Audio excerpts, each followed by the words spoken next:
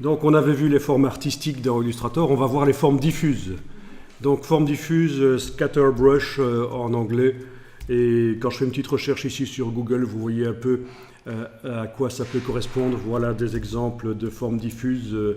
On a une forme qui est répétée le long du trait, mais pas toujours. Il se met parfois à côté du trait qu'on dessine. Et la forme change de dimension, d'orientation, etc. Ça peut être très sympa. C'est un peu la même famille que les brushes. C'est une brush, c'est une des brushes de Illustrator. Disons que la taille de l'objet qui est dans la brush, il est prédéfini. Hein. C'est vous qui paramétrez ça. Hein. Vous allez voir, il y a plein de petits réglages pour définir quelle est la taille des plus petits, les plus grands, à quel point ils peuvent tourner sur eux-mêmes.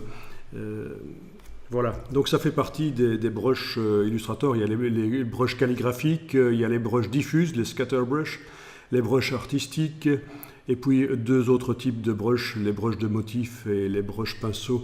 Mais ça, c'est encore une autre histoire. C'est encore un peu plus complexe pour les utilisateurs un peu plus avancés de Illustrator.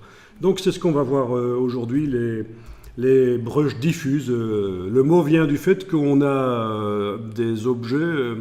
Enfin, un objet, mais on peut aussi envoyer des objets ensemble, deux objets ensemble, trois objets ensemble. Et ils vont être diffusés le long du trait, à gauche et à droite du trait, de manière aléatoire si on veut.